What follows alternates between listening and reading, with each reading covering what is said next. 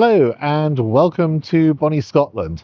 Yes, we're in the Highlands, and right now I'm standing on a bridge designed by Brunel, and it was built for Prince Albert. So can you guess where I am? In all honesty, this is somewhat above my station.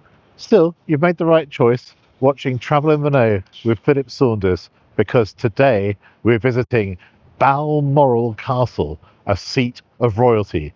Let the adventure begin. Come on, let's go and have a look.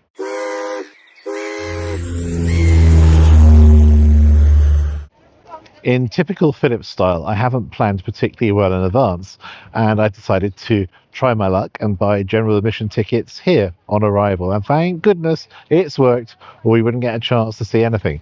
I love the way they introduce the whole estate when you buy your ticket. They say this is principally an outdoor event, and that's because only one room is actually open in Balmoral Castle for visitors. But that will do for me, because you get a great opportunity to see the gardens and also test out some of the food made here on the estate for visitors. Not terribly surprising, this it's a no drone zone protecting the security and privacy of our royal family.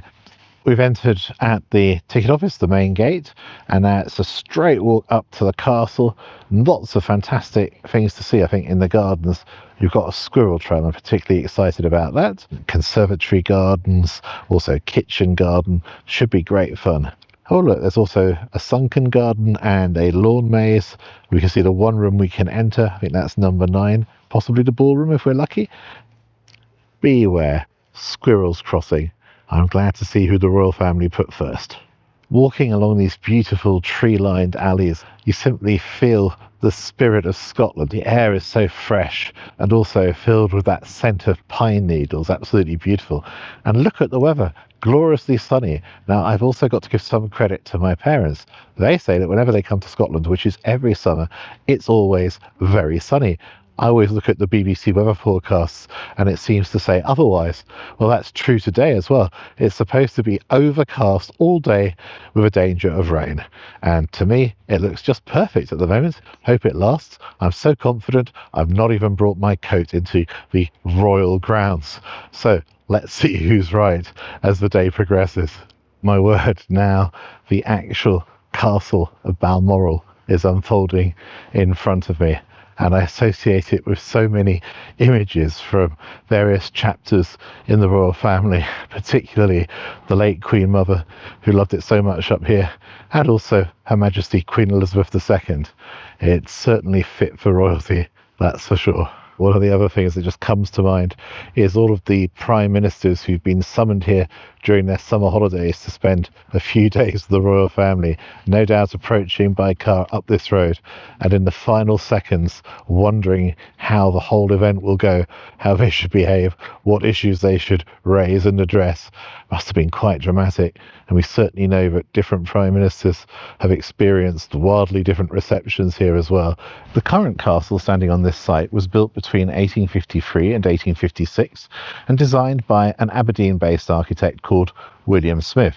But Queen Victoria's husband, the Prince Consort, Prince Albert, certainly played a major hand in the design, particularly relating to the turrets above me. And I'm not surprised, because the area reminded him of Thüringen in Germany. And to me, the castle also reminds me a little bit of Linderhof and also Neuschwanstein in Bavaria. Over the years, Queen Victoria came to love Balmoral Castle more and more. On her first visits, she recorded that it was a small but pretty house, but as time went by, her views definitely evolved. This may in part have been due to her doctors and physicians, who told her that the Deeside climate and the fresh bracing air was excellent for her declining health, and it certainly seemed that these benefits rang true to Her Majesty the Queen. She stated on one occasion, "All seemed to breathe freedom and peace, and to make one forget the world and its sad turmoils." After her beloved Prince Albert passed away, Queen Victoria spent more and more of her time here during her declining years. It's certainly very beautiful and a lovely, calming experience. There is one room which is open to all visitors, and that is the ballroom. So let's go and discover it, shall we? Sadly, it looks like this might be a discovery that I can only make alone, as no photography appears to be allowed.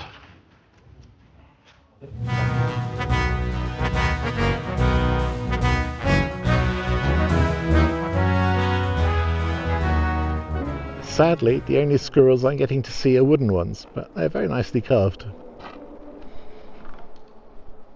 And as we approach the loop in the squirrel trail, even though I've not seen a single squirrel yet, grey or red sadly, but you really notice the tranquility. You're on the Balmoral Estate and truly you can have it just for yourselves. And that's what I've got right now. It's amazing how few tourists actually wander off the beaten track, staying on the estate and enjoy this short walk. And I've just come to a special place as well for Queen Victoria. Another memorial established by her, but this one much more tragic.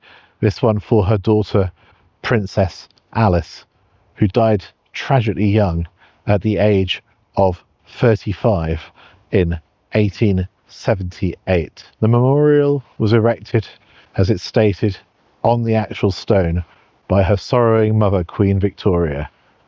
Her name shall live, though now she is no more. And it's true, isn't it? Because 1878 to 2025, and those who do come here spend a moment reflecting on the loss of Queen Victoria's beloved daughter.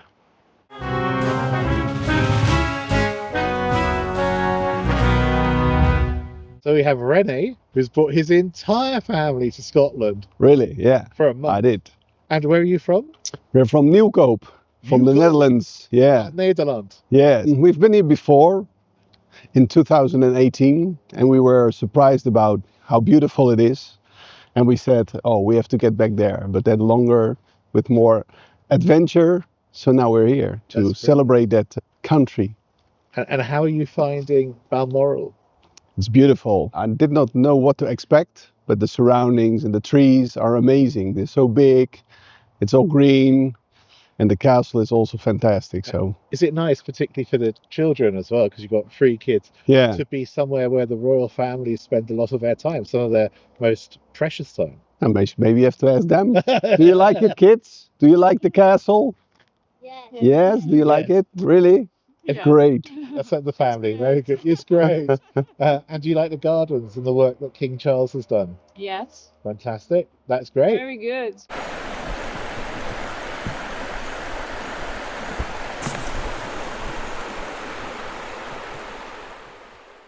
Behind me you can see a police box, and there are several of these around the grounds, and they will be manned 24/7 when the royal family is in residence. And don't worry, the police officers aren't all really short. It's just a question of perspective with the camera. It's around about 3 o'clock in the afternoon now, and it's time to have something to eat. Constantly throughout the day there have been pretty long queues, which shows how popular this offering is.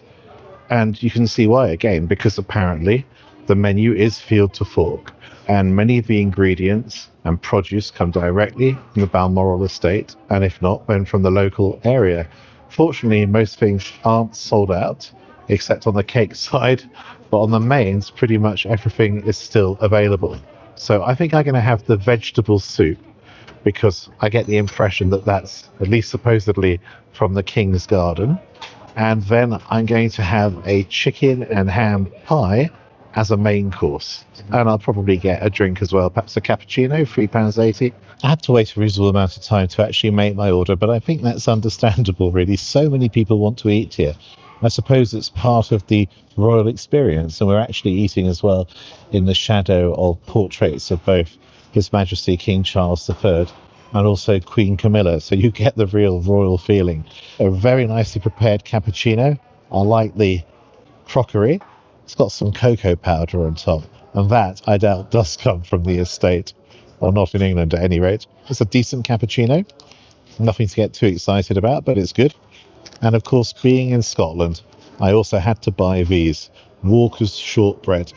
Obviously, I'm not going to do a food review of those, but it just goes with the territory. They're very fair price, £1 for 2 bars. So if we look at the entire bill, we're going to go through the bill before we eat on this occasion.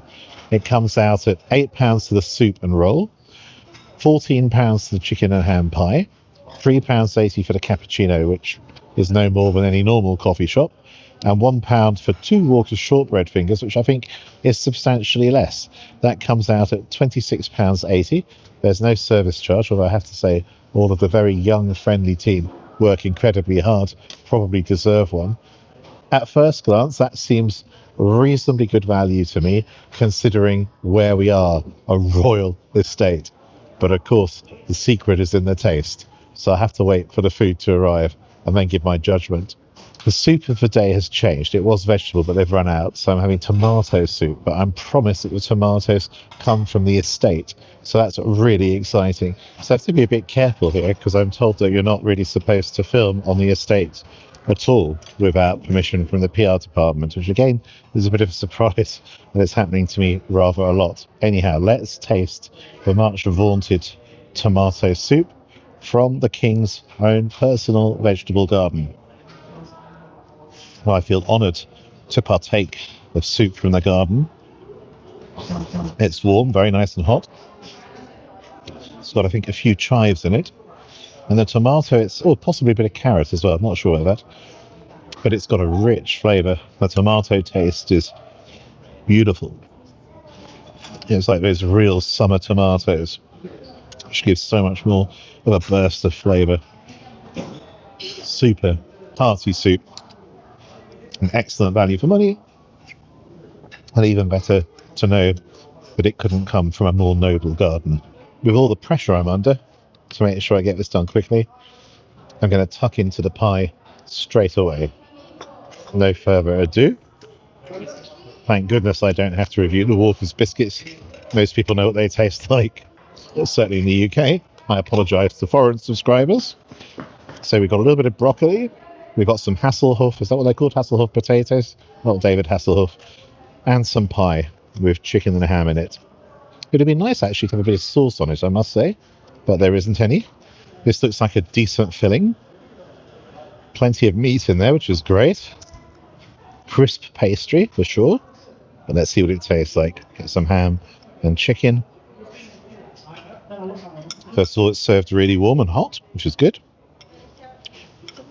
Pastry is delicious. Nice and crusty as well, but soft on the inside. It really tastes like a traditional chicken and a ham pie. And the meat, apart from being really generous, tastes good. The meat itself is moist, although I would say that I think the whole pie could do with being a little moister, and some sauce or gravy would have definitely helped with that. Try the potatoes. Well cooked. Crisp on the outside for sure. And obviously, again, I assume local potatoes. That's okay. It's a bit dry. I imagine it's been waiting for me all day, which would explain it, because this is a mass catering effort, not a restaurant. And the broccoli is very good. Al dente, not overcooked, which is great. So all in all, decent, if not exceptional. I'll finish my food review outside to avoid any further controversy. Anyhow, what did I think of the meal? I thought it was decent, and in fact the chicken and ham pie got better the more I ate it, as there was plenty of moisture in the meat. So let's be absolutely fair.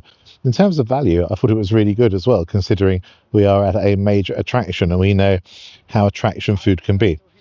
But in all honesty, even though the tomato soup was very good, under normal circumstances, I think I would give this my silver award if we were talking purely about taste and quality. But it was decent, and it was more than decent for a major visitor attraction, perhaps as you would expect as something with royal approval. Of course, as you'd expect these days, there is a gift shop for Balmoral. I suppose an unusually royal affair. Let's go and take a look what's on offer. This really appeals to me because as soon as we get to the entrance, we see the handprint of King Charles III straight away, his love for gardening and organic produce. Look at the gorgeous Balmoral roses, and you can buy a rose bush for just £35. And then the sweet peas are absolutely beautiful. That's just £5 a bunch, and they're currently being grown in the kitchen garden, but this is my personal favourite. You can actually get 2 sticks of rhubarb for £3 from His Majesty's garden. Organic, of course, and perfect for my favourite rhubarb, raspberry and orange crumble. Another true English tradition. Lots of royal reading on offer, and also Paddington.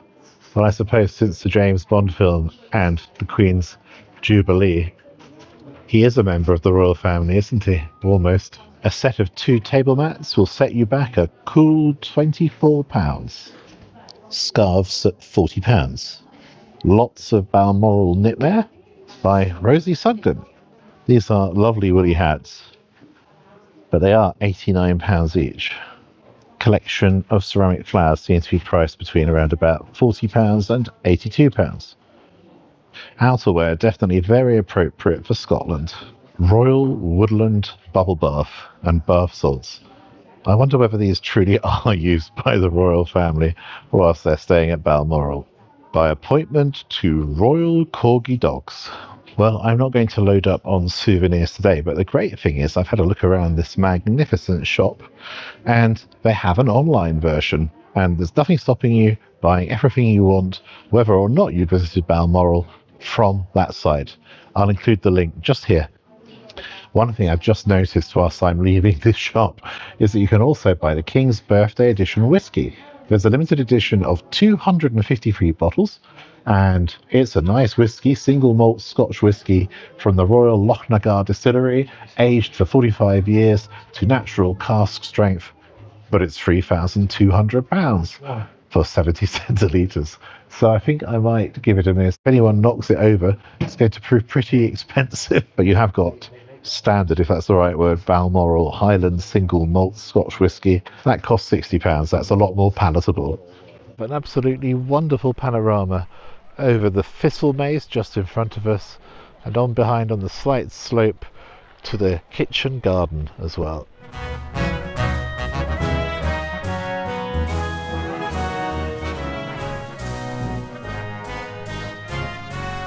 So I made it through the Thistle Maze in the end.